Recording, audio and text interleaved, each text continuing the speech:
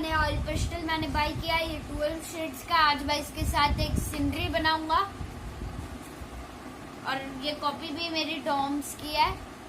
और गाइस देखते हैं कि डॉम्स का ऑयल पेस्टल चलता कैसे, हमारा कैमिल से अच्छा है या फिर कैमिल से डल है। आप मेरे चैनल को लाइक शेयर सब्सक्राइब करें और सब्सक्राइब करने के बाद जो बेल आइकन बटन है ना घंटी जैसी, उसे प्रेस कर देना ताकि आपको मेरे आने वाली वीडियोस की नोटिफिकेशंस मिलती रहे।